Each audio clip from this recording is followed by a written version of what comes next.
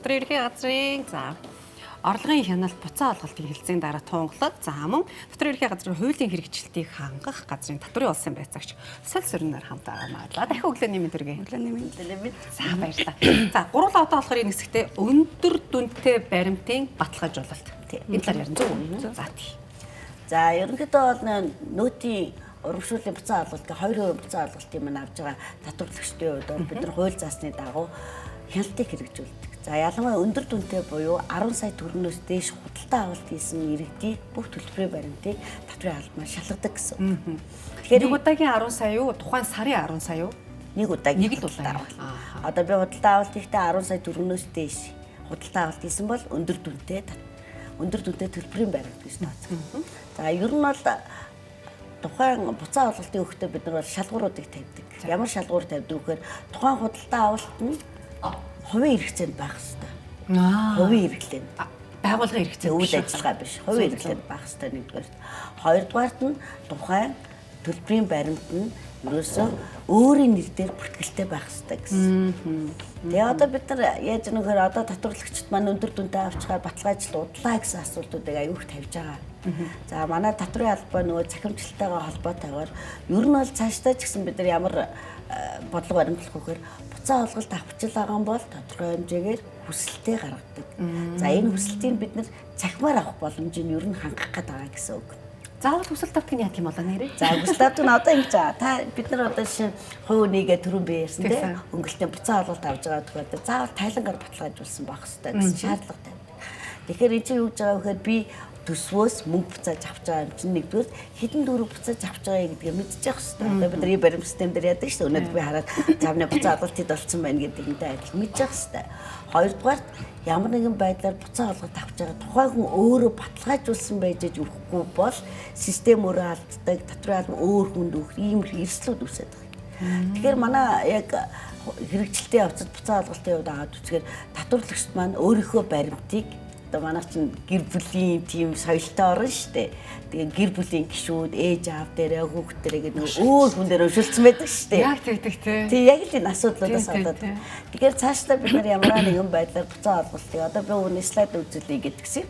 Энэ дээр яаж байгаа бол ерөөсөө өөрийнхөө нэр дээр бүртгүүлээч.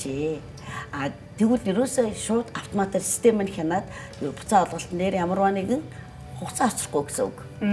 За хоёрдугаар асуудал нь одоо бид нар ингэж авч байгаа гэхээр одоо хүсэлтэрүүлж байгаа байдлыг энэ мөн үү? Таны энэ мөн. Тэгтээ урагшаа бид нар гаргаж байгаад гаргая.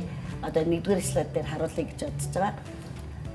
Энэ мөн үү? Биш энэ өсвөлийнхээ зааварчаа явуулж байна. Яг тодорхой болгочих. Энэ мөн үү? За энэ. Одоо өндөр дүнтэй баримт гэхээр бид 10 сая төгрөгөөс дээш худалдаа авалт. Тэгэхээр би иргэн байлаа. Би 10 сая төгрөгөөс дээш худалдаа авалт хийсэн бол энэ баримт нь баримтаар бүртгүүлсэн байна өөрийн нэр дээр тий үйл ажиллагааны бас хувийн хэрэгцээ байна. За эсвэл импортоор оруулсан гэсэн ийм шалгуурууд тавигдаад байгаа. Тэгэхээр өөрийнхөө баримтыг өөр дөрөв бүртгүүлчих юм бол ямар нэгэн байдлаар хугацаа оцрохгүй шүү гэсэн асуулт тавьж байгаа. За дараагийн слайд гэдэг даарыг. Тэгэхээр иргэдээ чиглэсэн. Одоо бид нэр өндөр дүнтэй баримт. Одоо нийт баримт маань маш олон баримт байгаа шүү дээ. Тэгэхээр энэ чинь харцангуй цөөхөн байдаг байгаа ч. Тийм байна. Тэгэхээр өндөр дүнтэй баримт 2025 онд 40 мянган баримтыг бид нар хэлсэн гэсэн үг. Эндээсээ 31-ийг баталгаажуулаад цуцалсан гэдэг нь юу вэ гэхээр хувийн хэрэглээний биш нотлогдох баримт байхгүй тохиол ийм байдлаар явж байна. Одоо ингээ хүсэлт ирүүлээгүй байдлыг харъя. Тэгэхээр одоо чи ерөөсөө бидний буцааж байгаараа хэдүүлээ энэ дээр би яагаад үгүй. Тэгэхээр одоо яаралтай анхааруулж байгаа зүйл нь гэхээр одоо 2025 оны нөөтийн буцаа олголт 6 сарын 30-нд ингээд хийхдэггүй болох гээд байгаа байхгүй юу? Тэгэхээр өнөөдөр бид нар 4600 татвар төлбөрийн баримтыг хянах гэхээр хүсэлт ирүүлээгүй байгаа. Тэгэхээр бид нар цахимаар хүсэлт ирүүлдэг юм оруулсан хүсэлтээ ирүүлэхгүй бол буцаа олголтоо авч чадахгүй болох гээд байна гэсэн. Одоо 2026 оны эхний 5 сарын байдлаар ихэд 16 мянган баримтыг бид нар баталгаажуулаад явж байна.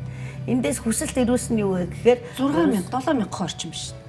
Тийм байгаа. Тийм байна. Тэгэхээр үлдсэн хүмүүс яаж байгаа вэ гэхээр одоо та хэрвээ төлбөрийн баримт 10 саяас дээш явах юм бол би хүсэлт илгээжээж авах ёстой юм байна гэсэн ийм шаардлага байна. Одоо тэгэхээр 9554 хүн бол тэрийг мэдээгүй явж байна. Мэдээгүй явж байна. Тэгэхээр бид нар энэ мэдээллийг хүргэх гээд байгаа. За тэгэхээр одоо дараагийн слайд дээр харахаар одоо татварлагч төлөвийн баримт дээр төлөв өгöd байгаа байхгүй бид нар одоо би өөрөөр төлбөрийн баримтын төлөв дээр ямархуу байдлаар хянхой гэдэг талаар манай солилцоон байцаг яг энэ ажлыг хэрэгжүүлдгээр тайлбарлаж өгье. За татвар төлөгч одоо хэрэглэгчийн системд гэдэг чинь өөрийнхөө одоо баримт аппликейшнаараа дамжуулаад баримтаа бүртгэлээ. За бүртгэсэн маань татвар төлөгчдөд дараах одоо 5 төрлөөр харагдаж идэг. За хүлээгдэж байгаа гэсэн төлөв маань бол ямар учиртай вэ гэхээр систем автоматар шалгуур ажиллах гэж байгаа. Тэгэхээр хүлээгдэж байгаа. За систем автоматар шалгуур ажиллаад ирэхээр системд хянагдаж байгаа гэсэн төлөв рүү шилжиж байна. За хянагдаж байгаа төлөвт маань яг уу гэхээр одоо нөгөө таны бүртгэсэн худалдан авсан баримт маань хуулийн шалгуур шаардлага хангаж ийн үгүй гэдгийг хянаж байгаа гэсэн үг. За саний яриадсан хянагдж байгаа баримт дээр татвар төлөгч маань өөрөө хүсэлтээ илгээх юм. Захимаар баримт цэг гимэн гэсэн веб одоо сайтаар дамжуулаад захимаар хүсэлтээ илгээх юм. Аппликейшнаараа биш. Аппликейшнаараа биш, вебсайтаараа. За тэгэхээр вебсайт дээр яаж илгээх вэ гэхээр нөгөө аппликейшн логоо нэвтрэх нууц үгээрээ нэвтэрч ороод хүсэлтээ илгээнэ гэсэн үг. Уртлынхаа слайд дээр очичмаар саяны тийм за ингээд хүсэлтээ илгээнгүүт байцаагч тэрийг одоо хуульд нийцсэн шалгууруудыг шалгаад баталгаажуулах процесс явагдана. За баталгаажсан бол тухайн баримт татвар төлөгчдөр баталгаажсан гэсэн төлөвтэй харагдана. За баталгаажсан гэдэг маань юу гэсэн үг вэ гэхээр буцаа олголтын гүйлгээ хийгдгээр хүлээгдэж байгаа. Зөв. За буцаа олголтыг одоо тухайн баримтыг хизээ баталгаажилт хийгдэнэ. Тухайн удирдалтаа нөгөө буцаа олголт буюу урамшуулна олгогдно гэсэн үг. Гэхдээ тэр чинь тогтсон цагтаа хуулийнхаа хуулийнхаа тийм ээ. Дараагийн удирдалтаа шууд маргааш нь орохгүй шүү дээ. Орохгүй шүү дээ тий. За тэгээд аль эсвэл нөгөө тухайн баримтыг одоо автомат шалгуур ажиллаад байцаагт ажиллагаа хийгээд одоо эрсдлийн болон одоо хяналтын шалгуур хангаагүй бол тухайн баримт цуцлагдсан байж.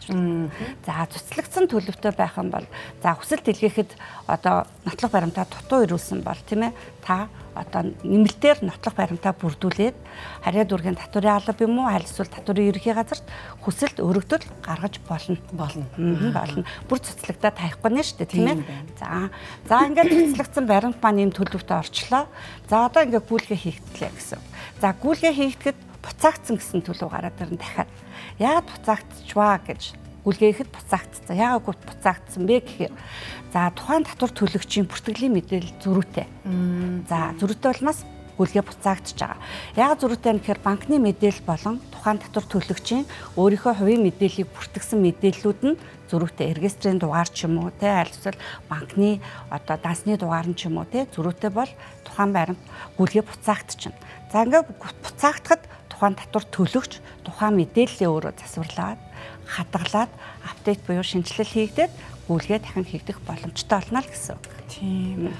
Гэхдээ энэ дээр нөгөө нэг баримт заавал цаасаар байх ёстой шаардлага байхгүй байна шүү дээ. Байхгүй. Ерөөсөө програмд нөгөө аппликейшнд баримт шивэхэд л мэдээлэл манаа дээр ирж байгаа гэсэн үг байхгүй юу? Тэгэхээр ерөнхийдөө бид нар яг юу зөвлөх гэдэг нөгөө татварлагч өөрийнхөө төлбөрийн баримтын энэ төлүүдийг маш сайн харж сураач л гэж бид хэлэх гээд байгаа. Тэгээд хүлээгээд байж байгаа чи гэсэн энэ үйлдэлүүдийг хэлэх гээд байгаа байхгүй юу? Тэгээд түрүү солилцоон байцаагч мань ярьсан. Одоо дараагийн слайдаар бид нар ерөөсөө цахимаар бид нар бүх хүслийг хүлээж авч байгаа. Хүлээж авсан хүслийг бол дор нь хийж. Тэгэхээр нэг баримтаараа вебсайтаараа нэрлэж олох юм байна.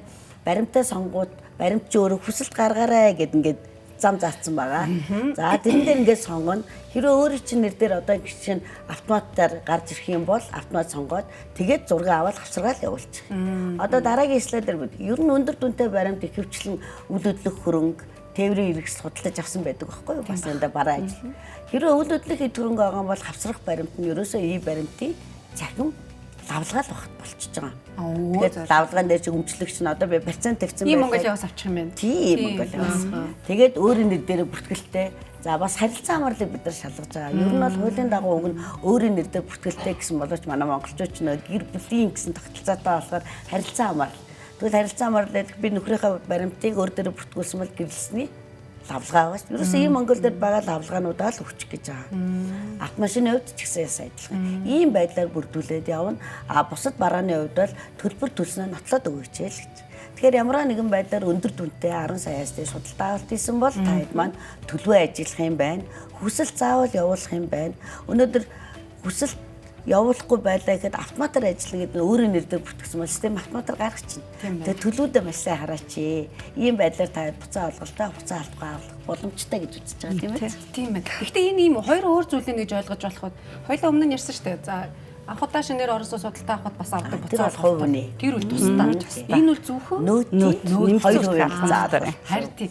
Тэгэхээр манайхан яг энийг мэдэхгүй орхичод байгаа юм биш үү? Тэгээд эн чинь нөгөө нэг одоо түрүү ярьжсэн бид нар буцаа олголт хөнгөлт гэдэг бол татварлагчийг эрхийг эдлүүлэх гэж байгаа асуудал. Үүргээ биелүүлчихэд эрхээ эдэлж чадахгүй байна. Тэгэхээр энэ талаар бол дандаа зөвлөн туслах гэсэн байдлаар зөвлөгөө авч байгаа чи. Татврын алба бол бид нар хэрэгцээнд суурилсан зөвлөн туслах үйл ажиллагаа гэж. Одоо тэгээ татварлагчдаар мэдээлэл зөв оруул хэрвээ таны холбоо барих мэдээлэл аваад бид нар дандаа масс мессежийг тодорхой хугацаанд байнга явуулж байгаа. Танд сануулад мессежийг уншичаарай. Тийм. Мэйл хаягаар шалгачаарай. Тэгээд банкныхаа мэдээллийг бас ингээ ороо шалгачаарай. И баримтынхаа бүртгэлтэй. Тэгвэл гүйлгээ буцаагдахгүй гэсэн ийм байдлаар. Тийм байна. Одоо өндөр түнтэй худалдаа авалт хийсэн хүмүүс үл яг өөрсдийнхөө одоо жишээ нь одоо би худалдаа авалт хийлээ гэхэд би өөрийнхөө баримтанд л уншуулах юм байна. Тиймээс маа ээж та уншуулж тэгвэл шууд баталгаажаад ороод ирнэ. Тэгэхдээ төлөвөө хараад баталгаажсан төлөвтэй бол окей явах гэдэг. Дараа нь гэхдээ бас нөгөө нэг гэр бүлийн хамаарлын баахан лавлгаа энэ гэл буу юм болох юм байна шүү дээ. Тэгээ ер нь бол өөрийнх нь нэрээр бүртгүүлчил хамгийн зөв хурдан авах юм байна л гэсэн зөвлөгөө бид нар тийм юм байна тийм. Одоо яг тийм байцааг юу татвар төлөгчд маань баримтаа бүртгүүлээ хаях биш. Яг саяны төлөвдөл маш их анхаарч байгаарай тий анхаарад хэрвээ буцаагдсан бол саяны хэлсэн одоо зөвлөмжийн дагуу мэдээлэлээ хурдан ирүүлээрэй л гэж хэлээ. 6 сарын эднээс өмнө гэсэн бэ? 30-наас өмнө. Одоо 6 сарын 30-наас өмнө 2025 болохоор 25 оны баримт хянах бүр төлөв хугацаа 6 сарын 30-наар дуусгах. Тэгэхээр авч чадахгүй гэсэн үг. Тий.